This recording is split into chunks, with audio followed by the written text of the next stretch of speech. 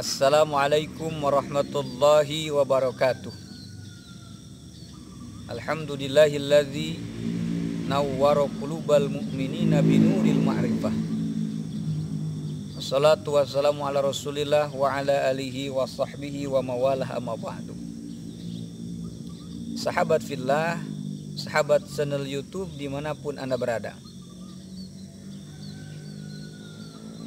hadis Rasulullah Sallallahu Alaihi Wasallam menyampaikan di dalam suatu hadisnya, qawamud dunya bi arba'atin, bahwa berdirinya dunia ini dengan 4 perkara. Modalnya 4, atau pilar dunia ini semuanya ada 4. Kalau seandainya satu saja tidak ada, maka dunia ini akan hancur. Awaluha bil ilmil ulama'i. Yang pertama, pilar dunia itu adalah ilmunya para ulama. Ulama itu adalah jamak dari alimun, artinya orang yang berilmu. Atau yang disebut dengan ulama adalah orang-orang yang mempunyai pengetahuan ilmu tentang agama. Maka ulama itu ada ulama ahli fikih, ada ulama ahli tasawuf, ada ulama ahli nahu, ada ulama ahli sorof, ada ulama ahli tauhid, dan seluruh ulama-ulama yang lainnya. Nah, kenapa ulama ini dijadikan sebagai pilar dunia? Sebab kalau seandainya tidak ada para ulama di dunia ini, maka dunia ini akan gelap. Kenapa? Karena ulama adalah cahaya bagi orang-orang jahilun, bagi orang-orang yang bodoh. Kenapa disebut pilar dunia? Karena orang-orang yang mengerti tentang agama, orang-orang yang tahu tentang agama, mereka adalah sebagai pilarnya, sebagai bentengnya dunia ini. Makanya ada sebuah hadis Rasulullah menyampaikan di dalam kitab Nasa'ihul Ibad, atau ada sebuah riwayat, sebuah perkataan, alaikum bimujalasatil ulama. Wajib kepadamu, haruslah kepadamu bimujalasatil ulama, duduklah bersama para ulama. Wastima'i kalamil hukama, dan dengarkanlah perkataan-perkataan ahli-ahli hikmah. Siapa ahli hikmah di sini? Orang-orang yang sudah bisa mengamalkan ilmunya, disebut dengan ahli hikmah. Di dalam Al-Quran yang disebut dengan ulama itu adalah innama yakhsyallaha min ibadihil ulama.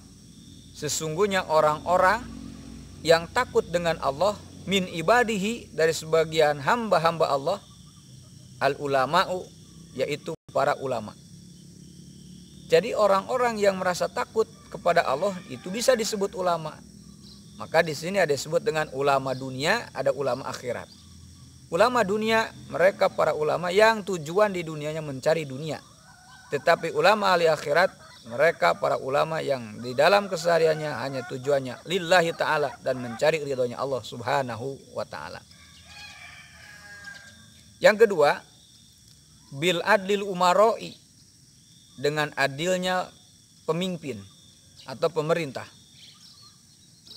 Secara formal yang disebut dengan pemimpin itu adalah satu, kalau tingkat pusat presiden, kalau tingkat provinsi disebut gubernur, tingkat kabupaten disebut bupati, tingkat kecamatan pak camat, di tingkat desa disebut kepala desa atau kuwu, di tingkat dusun disebut kadus atau kepala dusun, di tingkat RW disebut kepala RW, di tingkat RT disebut ketua RT.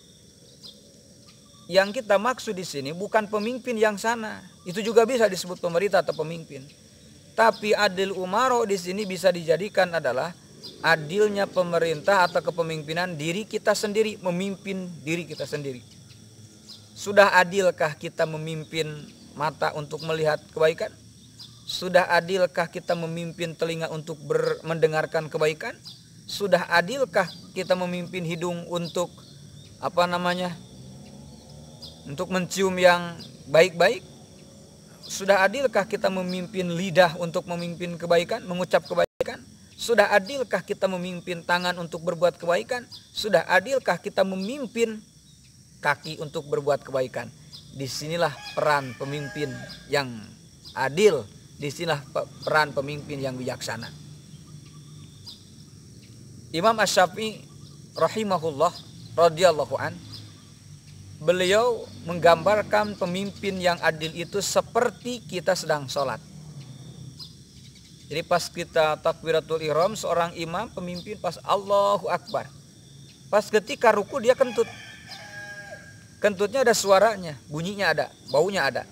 Berarti dia harus ke belakang, minggir ke belakang, ke WC, dan digantikan oleh makmum yang di belakang menjadi imam.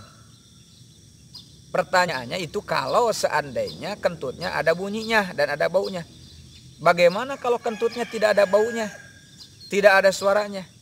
Maka pemimpin itu harus sadar bahwa dia sudah tidak bisa memimpin negeri ini, sudah tidak bisa memimpin daerahnya, sudah tidak bisa memimpin kabupatennya, tidak bisa memimpin kecamatannya, sudah tidak bisa memimpin desanya.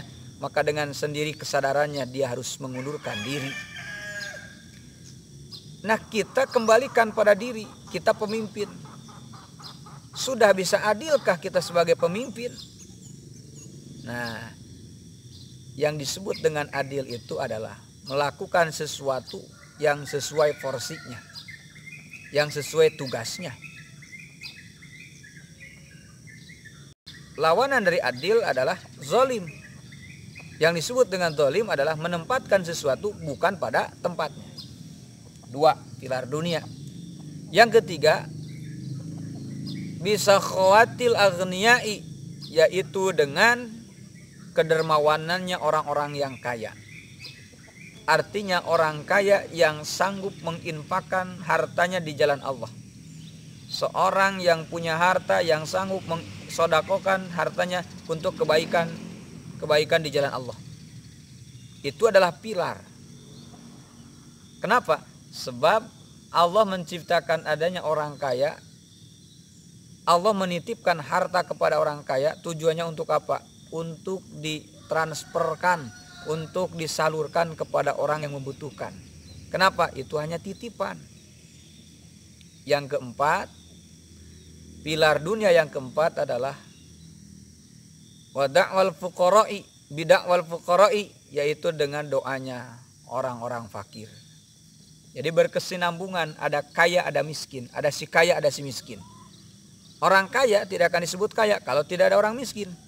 Orang miskin tidak akan disebut miskin kalau tidak ada orang kaya. Artinya kedua-duanya itu harus berkesinambungan. Yang kaya membutuhkan yang miskin membutuhkan yang kaya. Kenapa? Tidak bisa dia sodakoh kalau tidak ada orang miskin. Tidak akan bisa bekerja orang miskin, orang fakir kalau tidak ada orang kaya. Maka disinilah menjadikan pilar dunia itu ada 4. 1, ilmunya para ulama. Yang kedua, adilnya kepemerintahan atau pemimpin. Yang ketiga, kedermawanannya orang-orang kaya. Yang keempat, doanya orang-orang fakir. Insya Allah doa orang fakir itu ikhlas. Ketika diberi sedekah dia mendoakan. Ketika diberikan harta dia mendoakan.